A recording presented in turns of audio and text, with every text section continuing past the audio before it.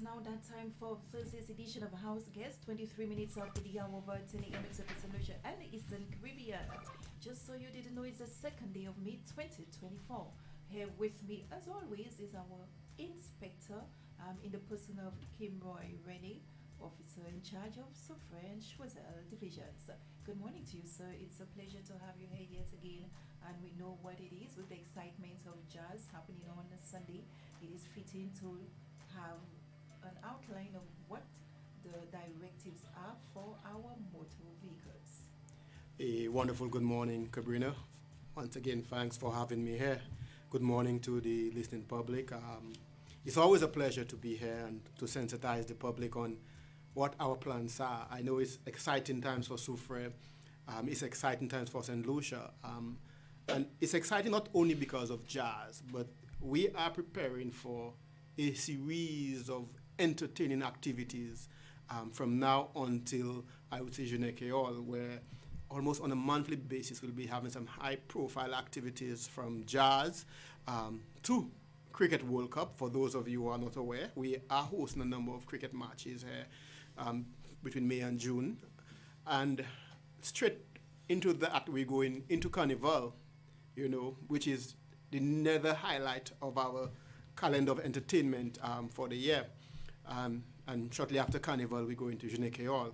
For Soufrere, it has been quite a hectic season, and Soufrere, I could say, has been branded the center of entertainment, for the island, in that we attract some of the biggest crowds, some of the biggest events, some of the biggest shows. And the police have a responsibility during those activities to keep everyone safe, to ensure that Soufrere maintain its peaceful nature and that everyone is able to come in and live safely. This is our objective. This is our mantra. So once again, thank you for having me here. A pleasure indeed. As it speaks so again, the direction with regards to the traffic, could you let us know what is in store? Well, as we all know, Soufrere will be hosting its Soufrere Jazz on Sunday, the 5th of May. And the headline artist is that of Taurus Riley and a number of other entertainers like Nyla Blackman, which are some of the more contemporary, exciting, artists. And not forgetting Skinny Fabulous. And Skinny Fabulous as well, yes. And it's our job to ensure that the event goes on smoothly. I could tell the public that security risk assessment, comprehensive risk assessment, have been conducted by the command of Soufrere, Choiseul, and Southern Division. And this activity will not just be a Soufrere policed activity, but it will be policed by the Southern Division. We will have persons throughout the length and breadth coming to support this initiative because, again, like I highlighted, security and safety is at the key of our operations. We have done the risk assessment and have identified some of the areas we believe we would call vulnerabilities, and we are putting measures in place to beef up and secure those areas.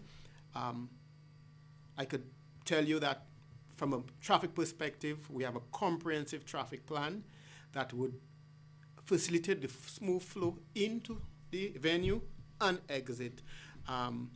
Also, we will be having a comprehensive maritime aspect to our security because we would understand that people don't only traverse via the road network, but Soufrere is known for its wonderful harbors and known for its boating activities, and we expect quite a bit of traffic. So we have engaged the maritime assets of the Royal Tenerife Police Force to be able to give us, comprehensive security from a maritime perspective. We will also be having what we describe in law enforcement and military superiority, where we'll be also conducting surveillance from an aerial perspective to be able to have, a bird's eye view of everything that has happened. As you would have realized, Cabrina, over the past few months, there have been the installation of a number of cameras throughout the length and breadth of Soufrere. And those cameras are very strategically located in that they will cover the main entrance and exits of Soufrere. So any bad actor who intends to traverse our road, be aware that you will be monitored even before you enter this area. And if you believe you could make a safe escape, we have eyes everywhere to see and know who you are and what you are doing. So we have taken all the security measures in place to make sure that Soufrere remains peaceful and that our efforts will be to ensure the safety and security of every personnel.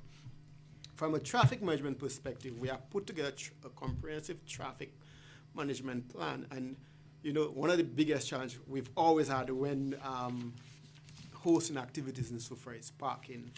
And how do we create a flow that does not frustrate the driver in that, you know, you have to spend hours to get in before you can even enjoy the show, and that can put a bad taste in the minds and mouths of persons who want to come to the show. So what we have done is make an assessment, look at how we could facilitate a system where persons are not stuck in traffic for an extended period of time and they miss the best part of the show.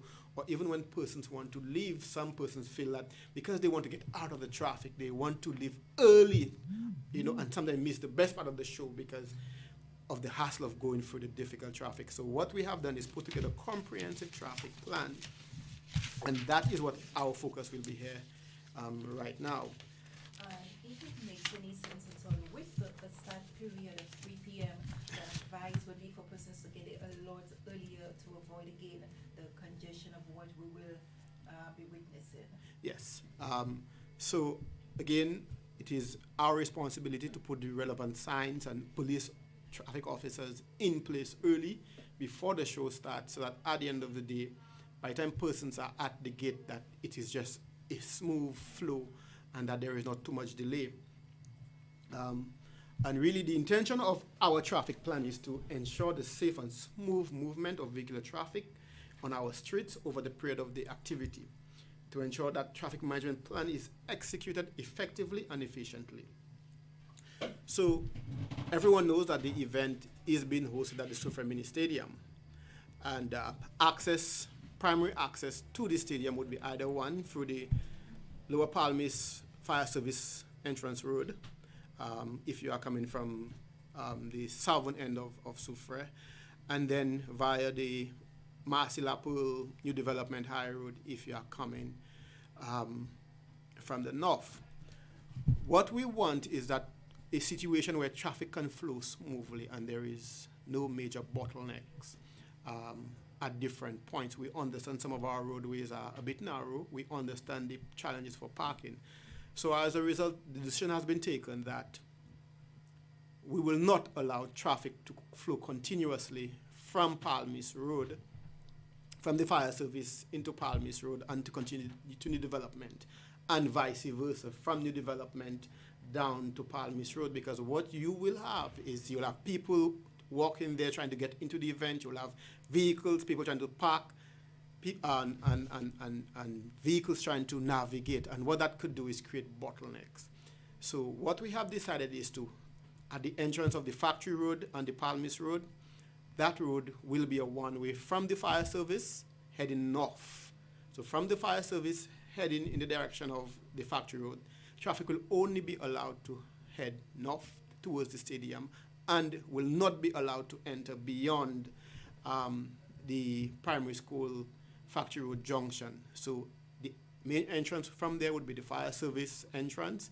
They could only be allowed to enter north, and then now they could exit through the Palmis Road. A no parking will be placed at the upper Palmis Road with the Castries Highway. So no vehicle will be allowed to head down that road to create any bottleneck. So vehicles can only enter from the fire service and head north, exit through the Palmis Road, and then exit into the Castries Soufrere High Road. From there, the driver could decide whether they want to continue in the direction of Castries or head back down towards the Cemetery Beach Park Road and exit Soufrere. Also, the other main entrance will be from the Marcy Lapul junction with the Fonsajac Highway.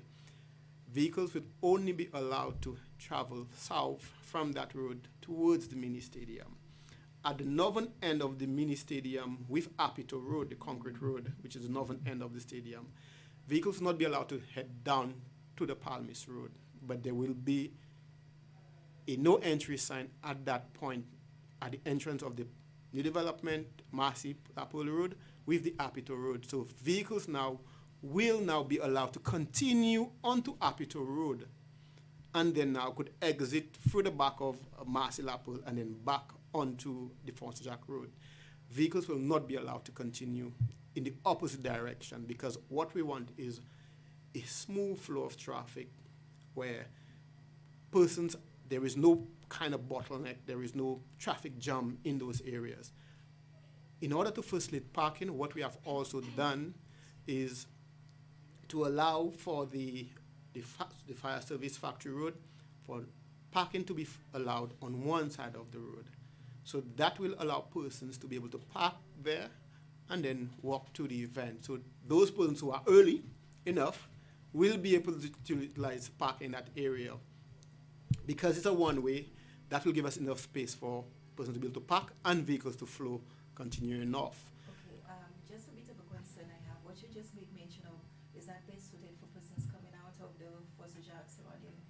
Yeah, so for example, persons coming out of the Fonse Jacques Road, it would be best that they enter through the Marcel Apple Road, you know, and then they would not have to go through the hassle of coming through town and then now coming into the Palmis Road. So it would be better that they come in from the Marcel Apple Junction into the development and they could park along the side of that road until we have exhausted every parking in that area.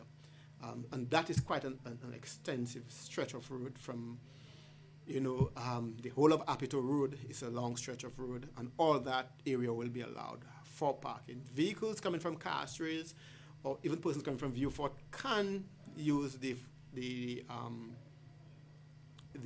factory Lower Palmis Road, and then they will be allowed parking along the side of the road. And can walk to the main event. VIP, there is specific parking arrangements made for VIP. So we have the southern end of the mini stadium. That area is reserved for VIP. Also, the Soufrere Primary School yard, that will be used for VIP. And then the Soufrere infant special ed section parking lot will be used for the VIPs we expect on that night. For the patrons, we have also implemented a system of a park and ride. So the Soufrere bus terminal will be available for parking.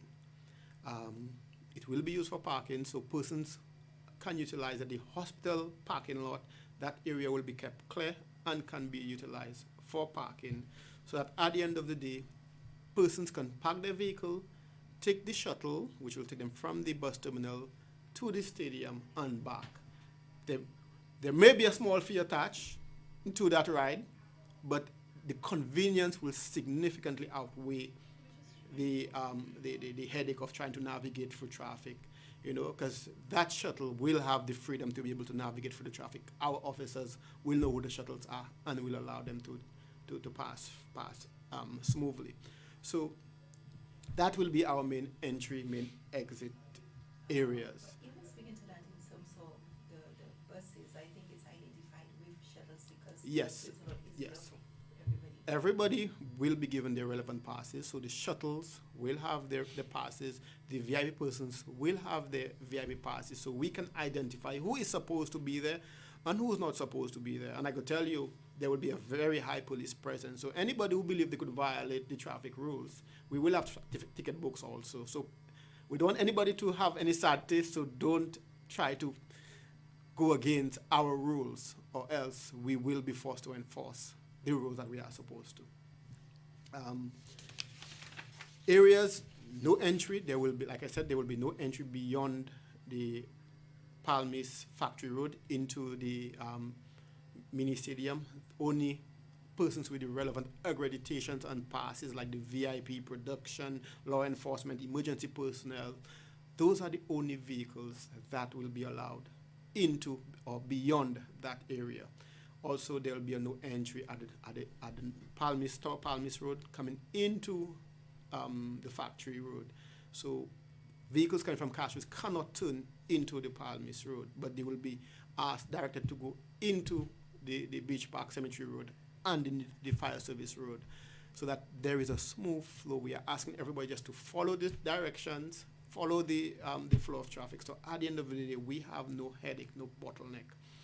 The same, there will be again a no entry at the northern end of the mini stadium.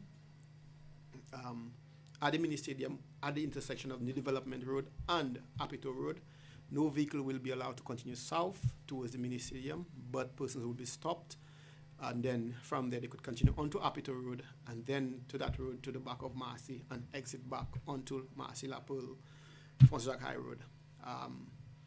No parking areas. The Cemetery Road area, we want to keep that place as clear as possible, because you would understand if you have traffic coming from both directions and then vehicles are parked on one side of that road, then you will have persons, you'll have a bottleneck, and that's the kind of stuff we want to avoid. There'll be no parking, no parking along Upper Church Street, because we want persons coming in and out and exiting the place to be able to move smoothly. There'll be no parking along South Louis Street, because those are the main streets that we don't want any kind of difficulty when it comes to the smooth flow of traffic within the town. There will be no parking on one side of the road, along the Factory La Pearl Road, and also Apitoni Development Road. So there'll be one side will be left open, while one side will be no parking, so that there could be a smooth flow of traffic. Again, as mentioned, parking will be facilitated at the bus terminal, at the Soufrere hospital parking lot, and also along the relevant streets within the town of Soufrere. However, we are asking persons who are trying to find parking that be considerate, because the rules don't change on that day. Our police officers will be conducting patrols. Our officers will be issuing tickets if persons are found to be in violation of the traffic laws. So we are asking everyone to follow. It's a normal day, not because you are from Castro and you believe you come to Jazz or you come from Viewport that you feel you could park anywhere. We will not entertain that, because any single bad parking can cause significant nightmare for the smooth flow of traffic, and we want to try to avoid that. Thank you so much, thus far, for this bit of information as well. And we're hoping that persons are actually taking heed of the various directives that are being given here as well. And also, I'm saying the easiest thing, as we've discussed, is to come in early as well, so you can get yourself a desired parking. Share a little of the clarity in terms of the Abitur.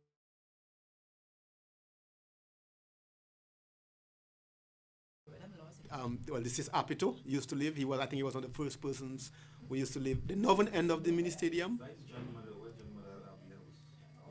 That's the northern end of the mini stadium at the intersection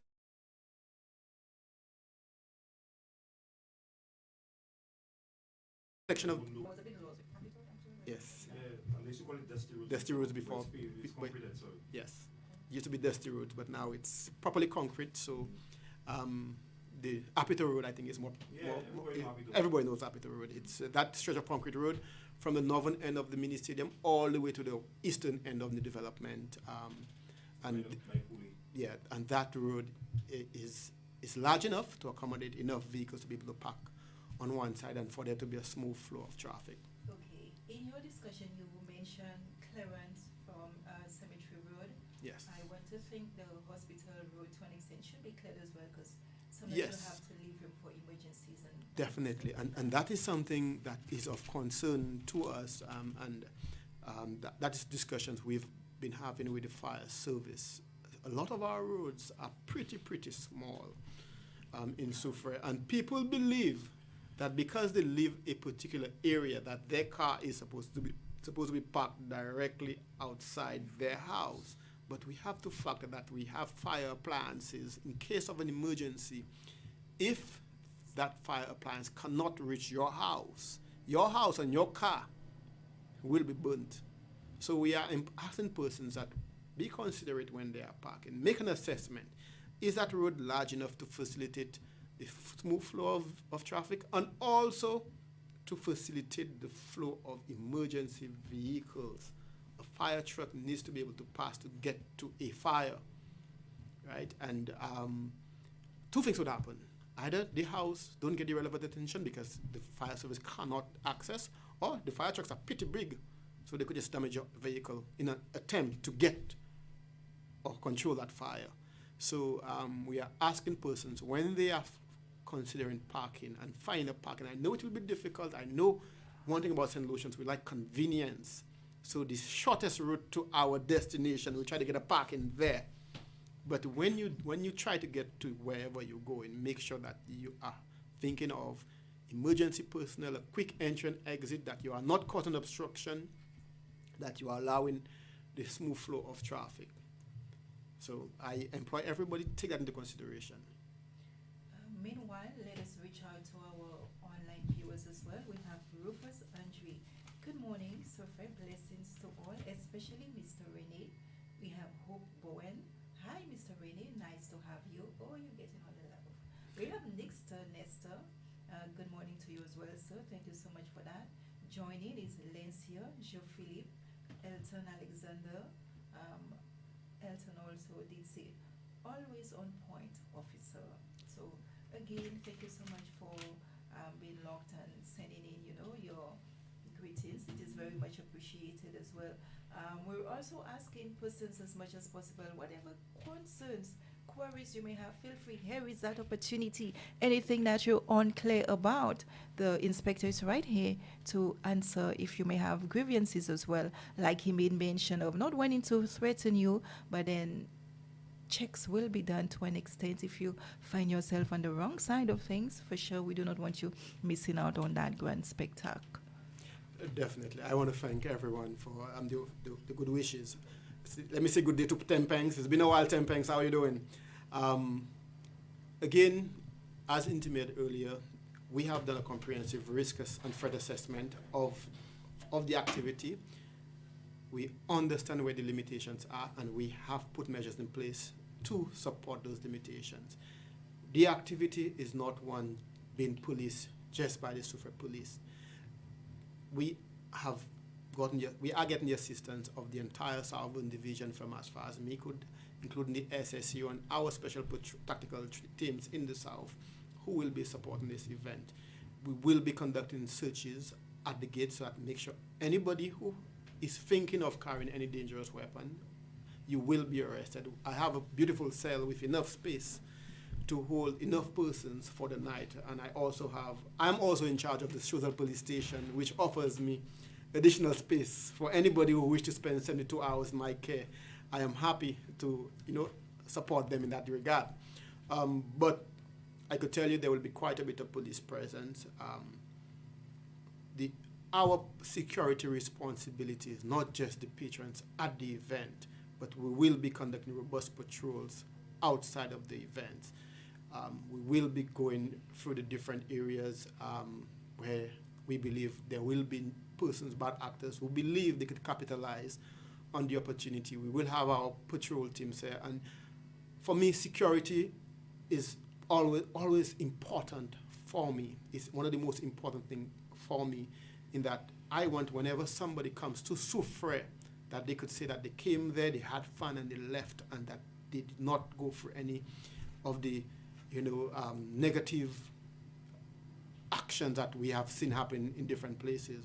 So a lot of time and effort have been placed in putting together a comprehensive operational security plan for that activity. We will be having aggressive patrols outside of the event, because for us that's even more important.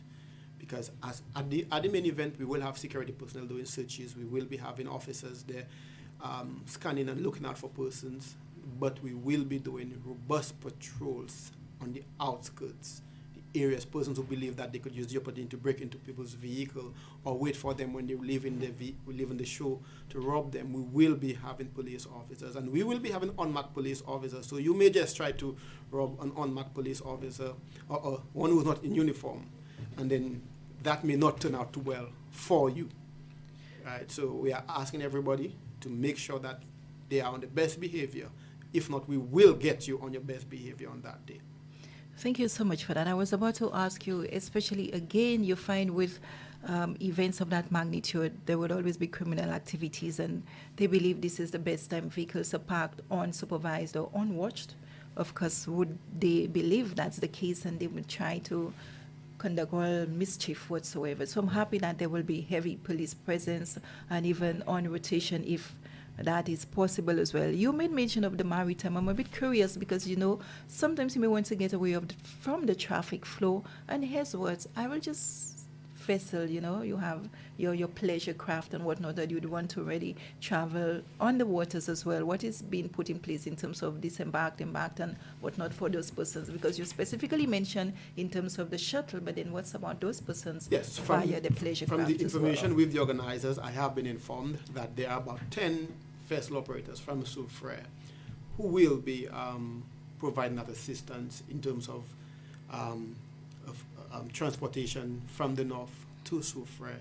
So we will be having heavy marine traffic. But the boat operators understand and they know because there are clear rules as it relates to operating a vessel. For those persons who are trained in maritime affairs, they know the rules of the road.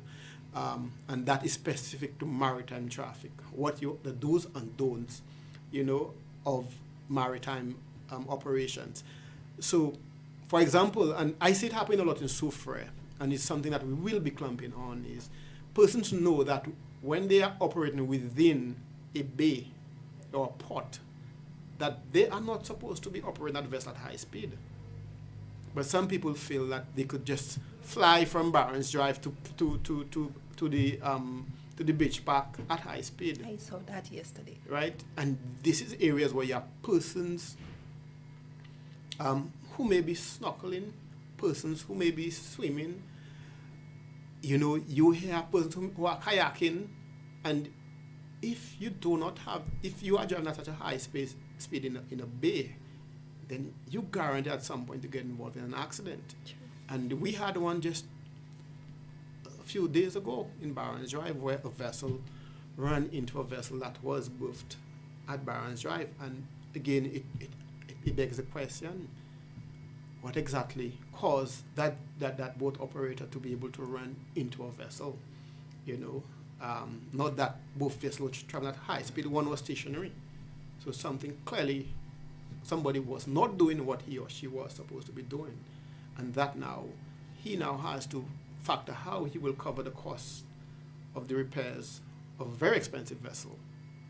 And it's all well until the shit hits the fan and you have to push your hand in your pocket to pay for the damages that you have caused to somebody or a vessel.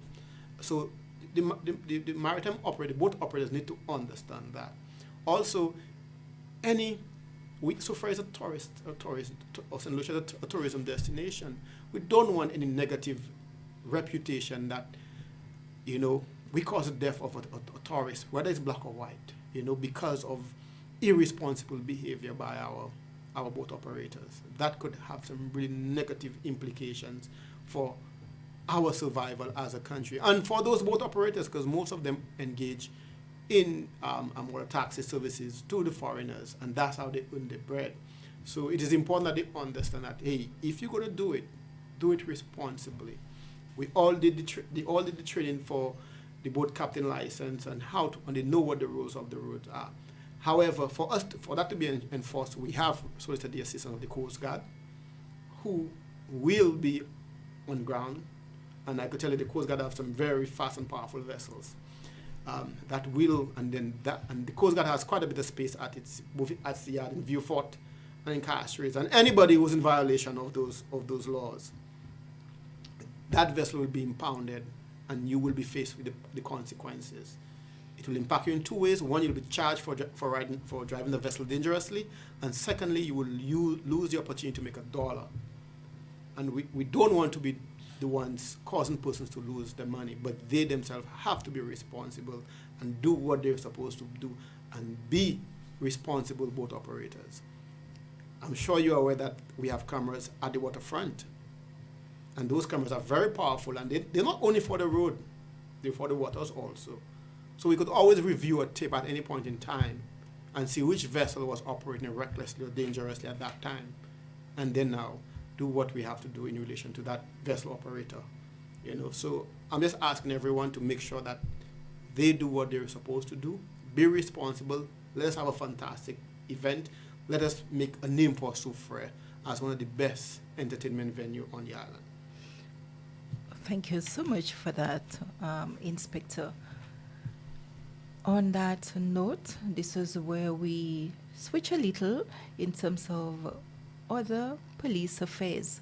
Recently, I think we saw the reports where I think they're actually looking at legislation when it comes to the vehicle noise pollution. A lot of times we say it's our right, and the police cannot talk to us. They didn't buy, our amp and stereo, and then we think, that is the norm of the music pounding and everything is ready to fall off your cabinets. You understand? But then they do not see the detriments of that. Yes.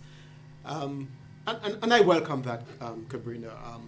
The government looking at really clamping down on the noise pollution that we see happening almost on a daily basis. And what bothers me is the trend of vehicle operators believing that they could attach a loudspeaker to the top of their vehicle and believe that they could stop at any place and disturb my peace and your peace, because it's our right under the Constitution to enjoy the freedom and peace, that we are entitled to as St. Lucians.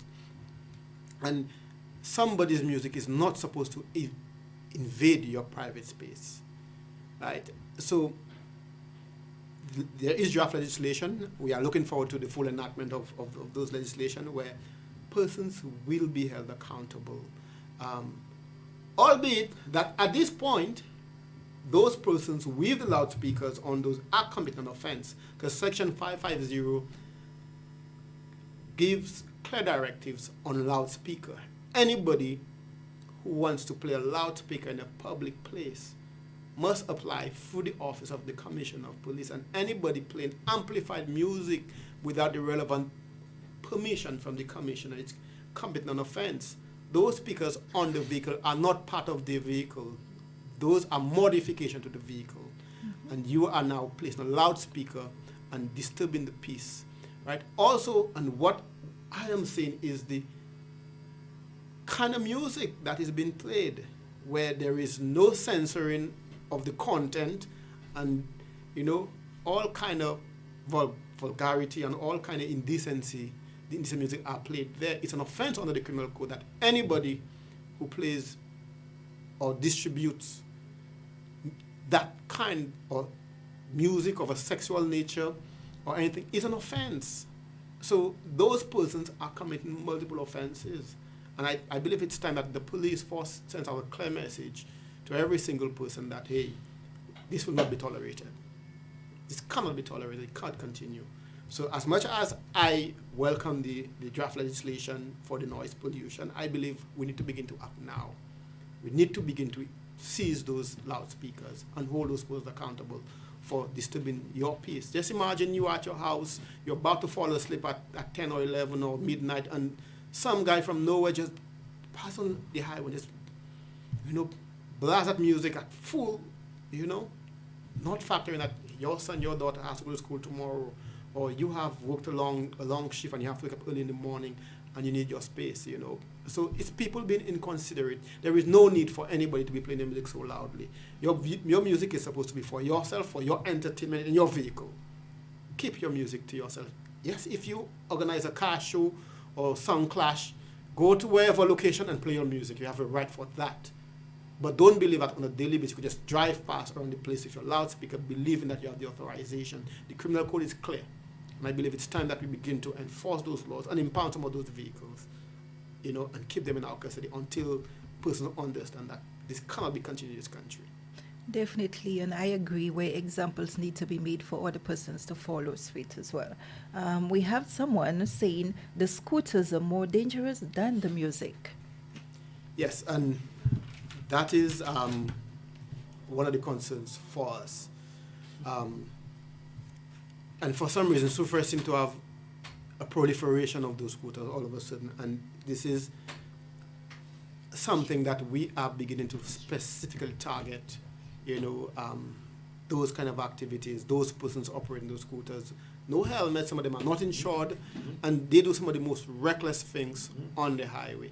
So we are planning specific operations because you would understand if you do a normal traffic check, scooters are very maneuverable.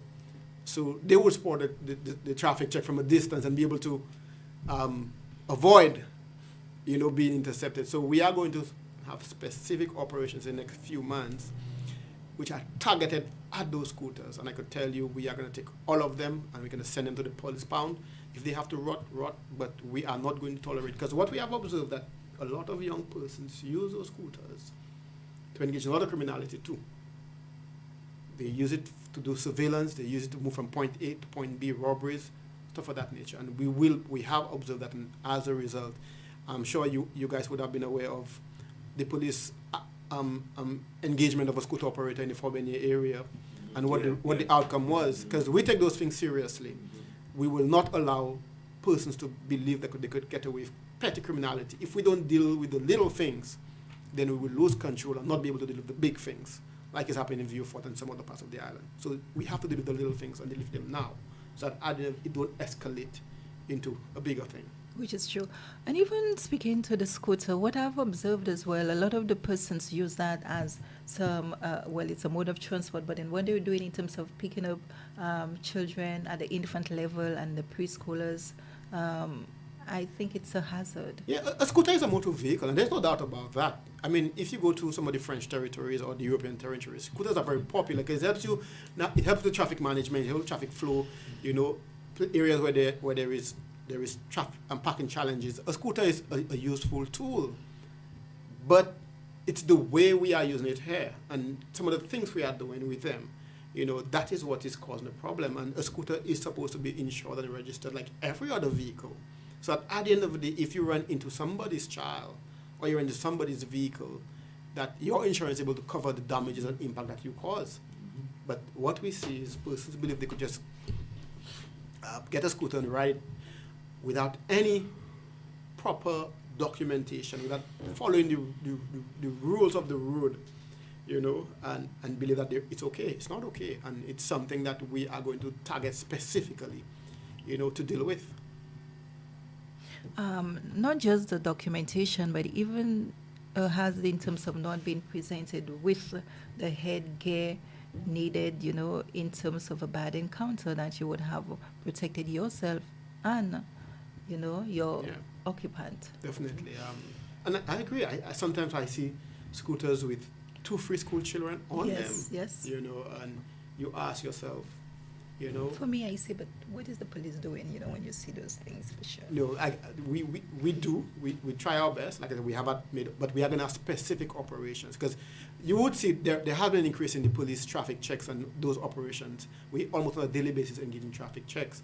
But when you stop a line of vehicle and the guy has a scooter, he could easily do a 360 and just, so we now have to set up specific targeted operations focusing on how we're going to target those scooters. And that we have developed and we will be implementing in the next few days. Okay.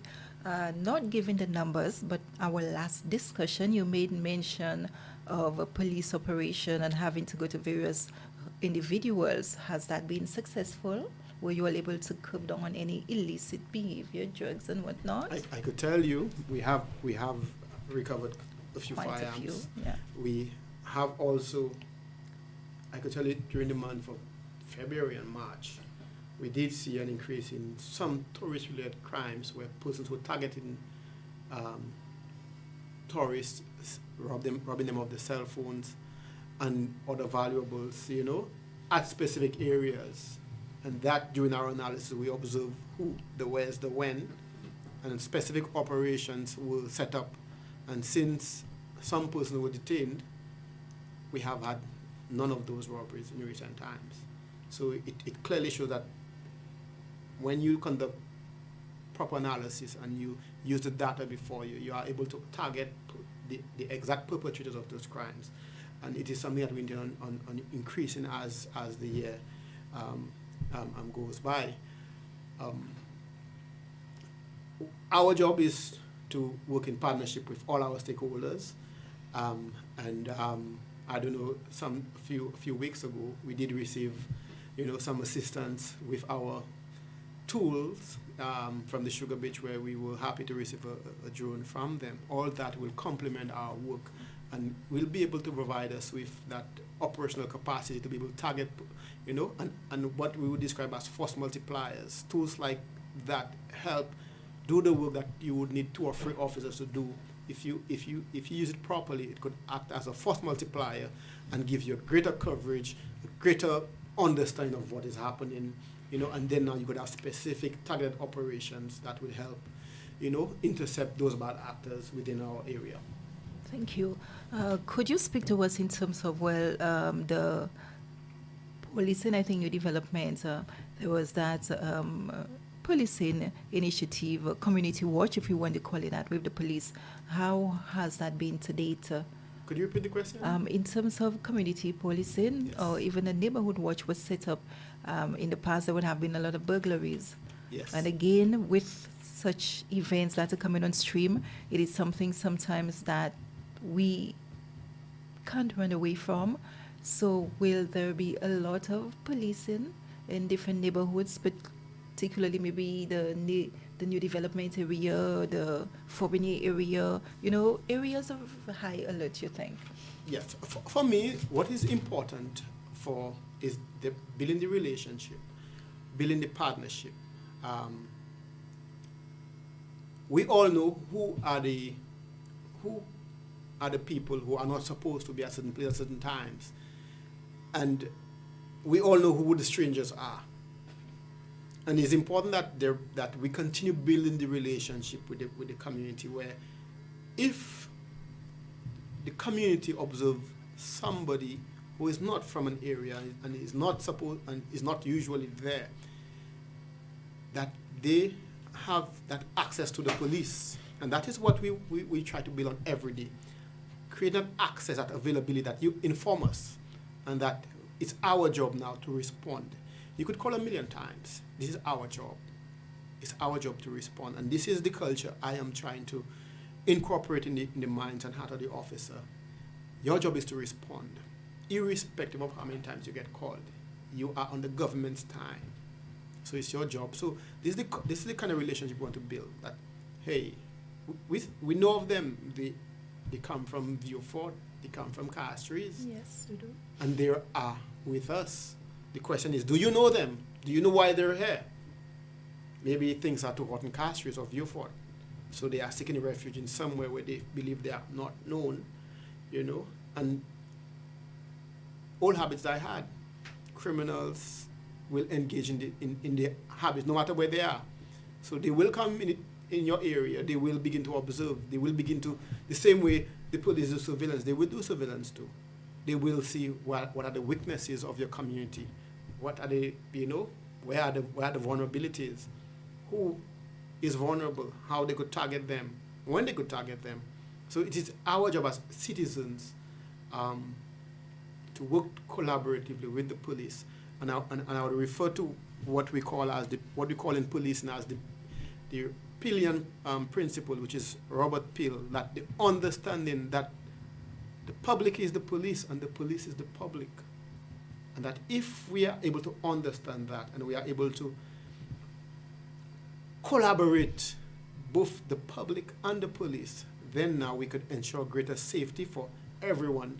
Our job as the police will be a lot easier, and our environment will be a lot safer for the members of the public.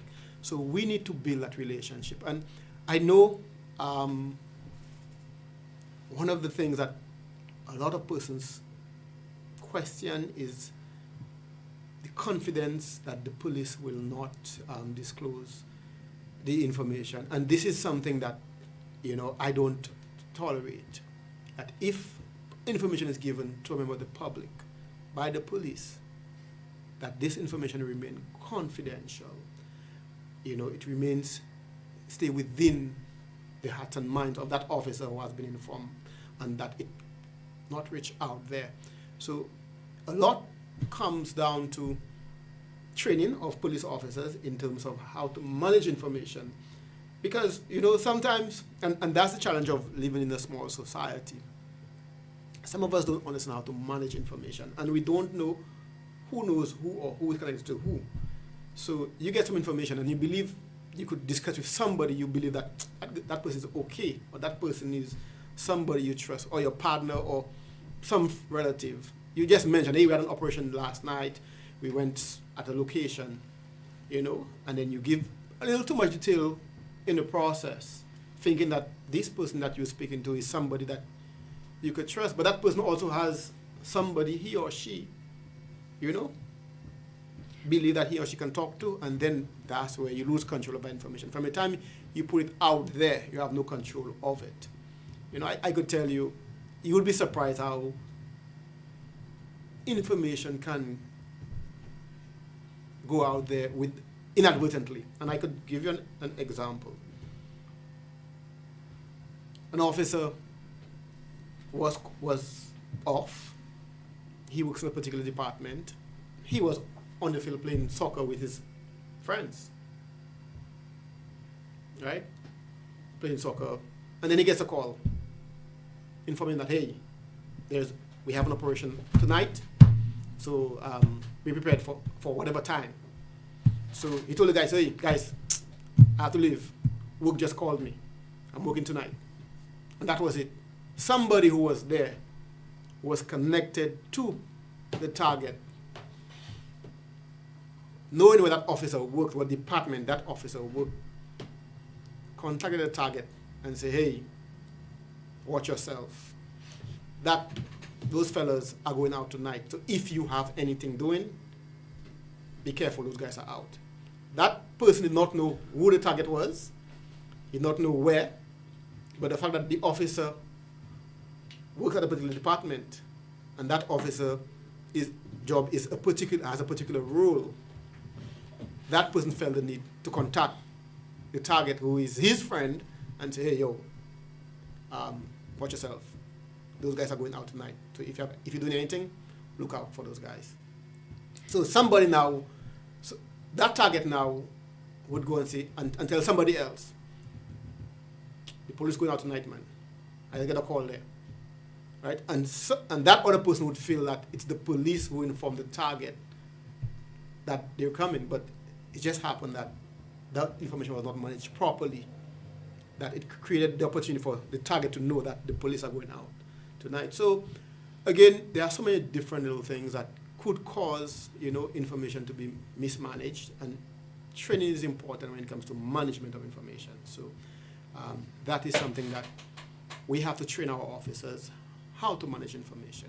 Be careful what you say to who, because we live in a small society and everybody almost knows everybody. And what you say could reach the target without you knowing if you don't manage that information properly. Which is true. We have Alan Bell. Good job, Inspector Rene. Someone says, yes, early on. Yes, that was a good point, because there was a robbery last night at New Development. The robbery, well, we do have incidents. When I spoke of the police neighborhood Yes. watch, and then I didn't even know anything about the robbery. I just figured there was a neighborhood watch for sure. It sounds like a tongue twister. A neighborhood watch, New Yes. Development, it started and everything else. So I was more or less following up whether that was, Well, is still it? happening. We have to. So I guess it's not. And We- there was we- a robbery. We have to be able to differentiate the two, because we make the mistake of using the words loosely. There's a difference between a robbery and a burglary. Mm-hmm. There's a clear difference. A person can be robbed. A house is burglarized. So if there's a burglary in your home, you can't rob, because the definition of robbery is the use of force, right? Or the fear of force Yeah. to steal from a person. So I cannot threaten a building. So I can't rob a building. Sure. You could burglarize a vehicle, a boat, a house, a car, Yes. but you could rob a person, right? So I am aware of a burglary. I am not aware of a robbery, but I hope the person not interpreting a burglary as a robbery. But yes, we have seen certain trends, and that have caused us to increase our night patrols in certain areas to be able to see if we could control that before it gets out of control? The police has quite a lot, to handle. And again, this is where they're employing the efforts of the community as well, to work in tandem with them to help, limit as much as possible, instances like these. Also, we've seen a level of delinquency as well, especially on the Soufrere Bay, the waterfront. I want to know where are we in terms of that. I know there have been continuous engagements with stakeholders. So what has come out of it? Feel free to share with the listening audience. Yeah, I'm a Soufrirean and I understand Soufrere. Soufrere has a very laid-back culture where people believe it's okay to just relax and, feast their way through the day. That's what they do, right? That's a nice term. Yeah, they feast their way through the day. So, they don't see you for a few days and they say, hey, what's up, man? I haven't seen you. Give me a Guinness today, or give me a drink today, or give me this today, or give me that. And that's almost become a culture. And they don't see they don't understand the impact that this is having. And I have been saying that to a few of them, because I've been engaging them directly and tell them, for a touristic destination, I don't see a high tourist presence on the street, in Soufrere, compared to a Rodney Bay or Choiseul, where you would see almost daily. And that is primarily because I believe that the harassment is becoming a problem and it's keeping the tourists away, because everybody feel they could fleece their way out, or feast some money out of the tourists.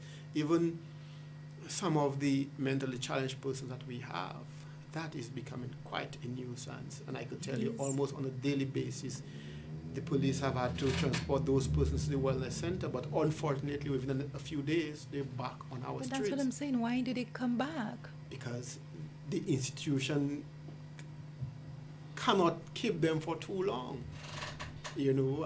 So at the end of the day, it's a continuous cycle of trying to get them to get their treatment.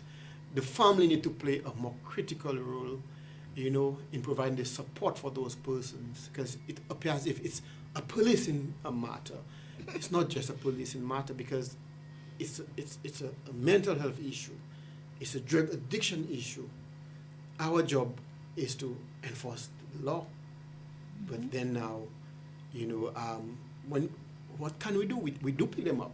We do bring them up to the asylum, but that's the most we can do. So we try our best to, and even the young children, I see and the parents need to be held responsible and accountable for that. We have quite a bit of young children, coming with those little the flower boys, flower girls, and believing that they could give a flower and get some money for it. Really? I am not going to, and I have told them I'm not going to tolerate that. And the parents are the ones allowing the children to do that, because they're aware. They're aware. And I've told them I will not tolerate those nonsense in front of my police station. I tell them that the police station is my 100 yards. I'm going to take control of there first before I go anywhere else. And I'm not going to tolerate that kind of behavior. Which and is true.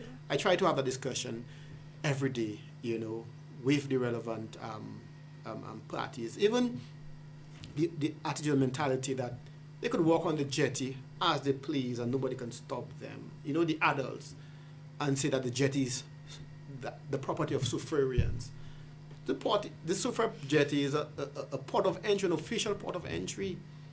And none of us would go into that at La Paz Carinage. None of us would go into that at Point Serafin. None of us would go into that at, Rodney Bay. But we feel that we could do it in Soufrere. Not understanding the implication that this could have on the tourism product in Soufrere.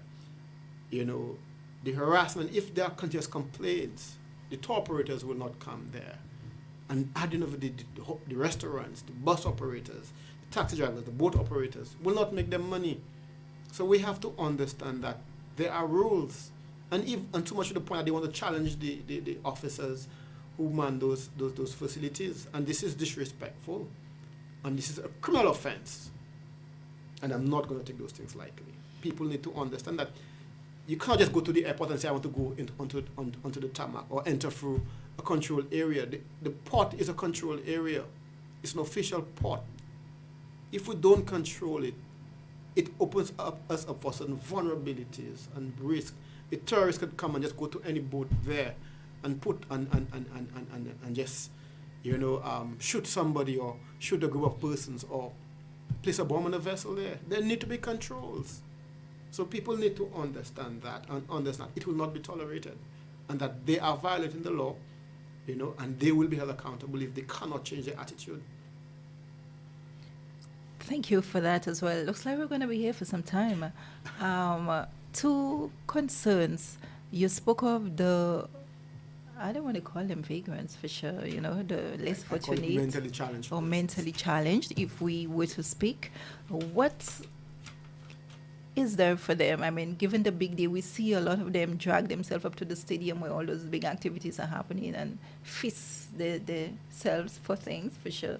How will that be controlled come Sunday?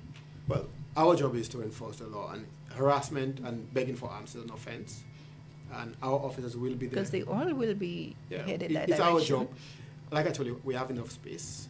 And I could tell you, me and Bad Dong used to have a good relationship until I told him I'm not going to tolerate some of the behaviors, because they know what they're doing. They know what they're doing. They know exactly what they're doing. Really, officer? Yeah, they know what they're doing, but because the reality is a mentally challenged person is not always sick. If he or she is taking his or medication on time, he is properly sane. So don't believe that they're aware, right? So they would know what. So it's our job to enforce the rules, the laws of this country, and it's our job to make sure that everybody is safe. And if somebody's creating a nuisance, if somebody's breaking the law, it's our job to keep them in our custody. Also, my observation, understanding it has been happening for a while now, what can the police do? Those young guys engaging, again, patrolling the jetties, and I think it's a means of sustaining, income, jumping off some cliff, jumping into the water, doing that. Like, it's peace exclusive for them. Our job is to enforce the law of this country. And I don't know there is an offense called jumping off a cliff. People are endangering their life. Yeah.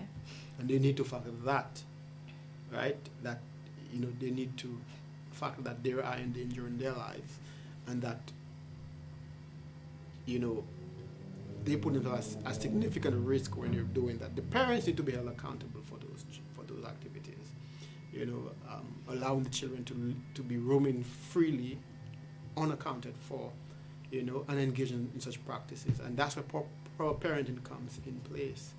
And that's what we lack in this place, a lot of parenting, Well, I think the community relations branch should really get to the nitty-gritties of things as well.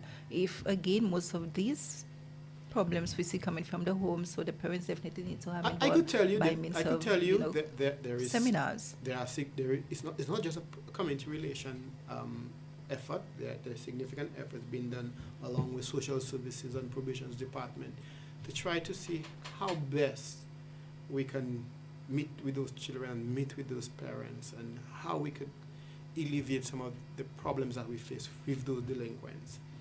It is not the easiest. You would understand there are certain budgetary constraints. There are certain constraints that are faced by some of the other departments. But it's not just a policing thing. It should never be just a police, because it's a greater socioeconomic issue. It's not just arresting. Because I am not a punitive kind of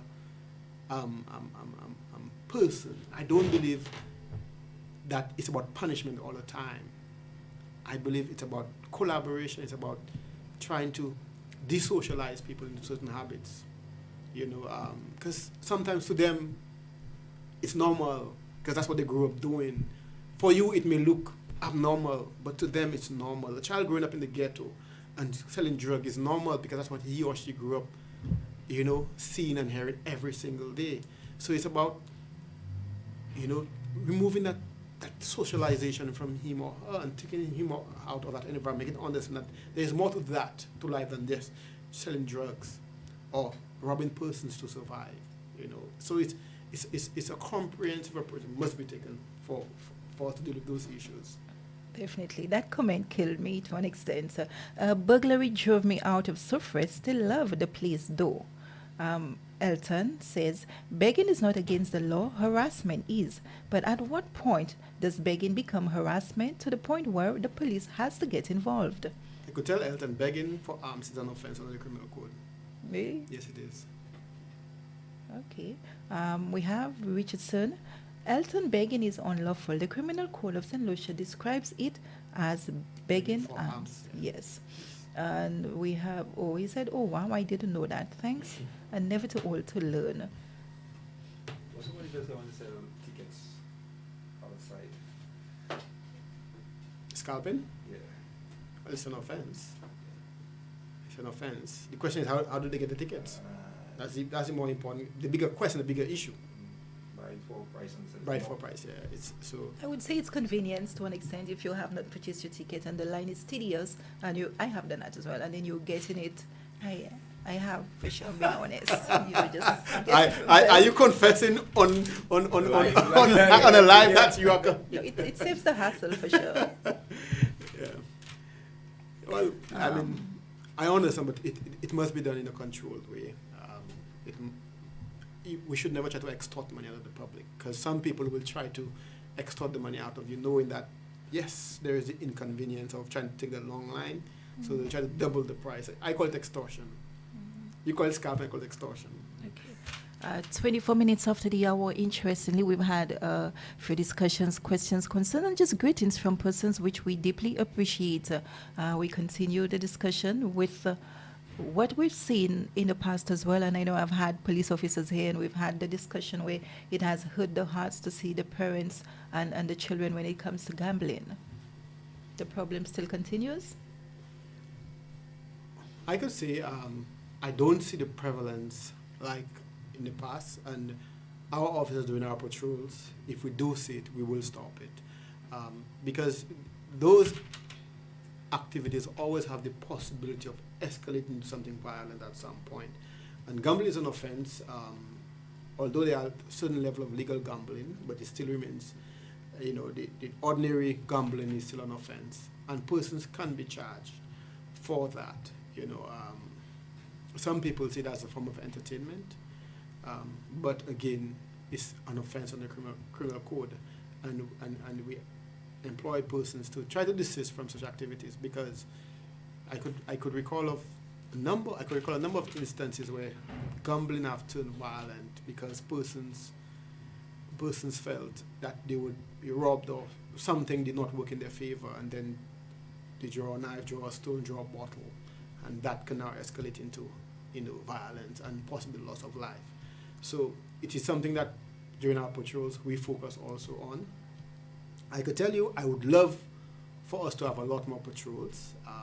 Again, like every other government department, we do have our resource constraints, and that is some of the things that we have been discussing with the executive of the organization, how best we could have the relevant resources be made available to Soufrere, to ensure that we are able to adequately provide that level of safety and security for the people of Soufrere. Because for me, I'm passionate about Soufrere because, one, I am a Soufrirean. I born and raised, my family are from Soufrere. And secondly, Soufrere is important to the economic survival of this country. And we need to protect that as a people, and that all the resources and investment must be made to ensure that we can do that. And civil security is at the heart of any economic success of a country. And if we cannot cause the people to feel safe and be safe, then we would be failing as a country. Okay. Just your explanation as well in terms of driving under the influence as well. We all know that it is an offense. It is an offense. I am hoping that the time will come when we will have the technologies at our disposal to make it a lot easier to detect. At this point in time, I don't think we are in tune with modern practices and technologies. I don't want to go into details, but I think soon, very soon, we will be heading in a direction where we will be able to identify those drunk drivers and make them pay for being under the influence, because being able to drive that vehicle and driving that vehicle is a responsibility we almost take seriously. You know, we don't want to live our life with regrets that we caused the death of somebody, or we caused the death of a close loved one because we chose to be under the influence. Yes, we all want to have a good time, but we must know what our limits are. We must know what our responsibilities are and try our best to reduce on consumption if we know we are going to be driving. Against all caution as well too. We know it's the season and we know what is expected on Sunday, and persons should be able to, if you are going to do such, please ensure you have a designated driver. Sometimes you so caught up in the excitement, the merriment and everything else, that when you have to step behind the wheel, sometimes we tend to hear a lot of catastrophes happening as well. Yes. Sadly, you know. Sadly, and Yes. you know, we see the combination of alcohol and smoking, which doubles the risk, you know. So we ask the persons, come and have a good time, enjoy Soufrere, but do it responsibly. Designate your driver and make sure your driver is disciplined enough to know when his or her limit, and that they don't go overboard. Definitely, we want everybody getting to and from the destination safe and sound. We have Elton. Now this time we go play devil's advocate, Mr. Inspector. Driving under the influence is a habit for some police. I wanted to mention that. I have seen it. Because we see them drinking on the job a lot of the time. I don't see them on the job, but I can witness that for sure. I have seen it. Drinking Which- is a problem We're for not every attacking. aspect We're of not our attacking. society. No, and I take it. The drinking is a problem for all aspects of our society, including that of our officers. But what I could tell you is that I have seen a significant improvement compared to when I joined the organization. You know, For police officers? yeah, a serious Don't improvement come for me. in police officers being under the influence while on duty. I've seen a significant improvement compared to back in the days. I could tell you that. But I will not say it does not exist. But again, I will not tolerate it in my work environment, because I don't think anybody could say that they've seen me under the influence at any point in time. You know, and I set the same standard for my staff that I set for myself. So it is something that I will not tolerate, and it's an offense under the Police Act. You know, to being drunk on duty is a serious offense, which can result in you losing your job. You know, so it's something that the organization takes serious, and it's for us managers and supervisors to enforce what we are duty bound to do. Definitely, and let the police lead by the example. Yes, definitely. For sure. We have Bernal Alcy. Good morning to you. Thank you so much. We have Aletta, Rene, Johnny. Good morning to you as well. Who's this person? That's it? Okay. Oh, Aletta did say he's very passionate when it comes to Soufrere. Thank you, Aletta. Well, thank you. That's family there. Yeah. Okay then. How do we wrap? Finally, what would you No, like to share and leave? And I I just don't want to want to throw you ask- under the bus some more, you know. No. I just want to ask everyone to come and have a fantastic time on Sunday. I ask everyone to be in the best behavior.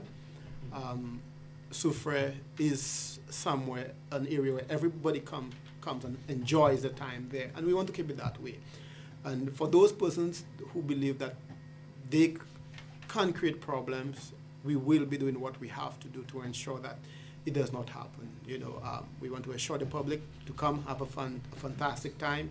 You know, because that will be the stage for carnival and everything else for the rest of the year. So we want everybody to come and have a fantastic time and just come and enjoy the sights and sounds and beauty of Soufrere. So we look forward to that day. We look forward to a fantastic event, and we look forward to everybody being on the best behavior on that day. And I look forward to seeing you as well, officer, and extending you, the unit, and all the collaborating partners an enjoyable Sunday, a less tedious one as well. Well, Safe and there's sound. there's nothing tedious. Work is work, and we're going to be working. We're going to be on the ground, providing that level of security that we have promised. Thank you so much. Thank you very much. At this time, this is how we say thank you so much to all those of you who send in your questions, queries, concerns, and just the simple greetings. We love you and we appreciate you greatly. I cannot do the shout outs again at this moment, but thank you to all those of you who contributed immensely. We say heartfelt gratitude to our listening audience as well. Thank you so much for tuning in. Thursday's edition of House Guest is the 2nd day of May 2024. Your lovely Inspector Kimroy Rene, serving Choiseul and Soufrere. Thank you so much to you as well. Moderator, have yourself a blessed and productive one. We're out.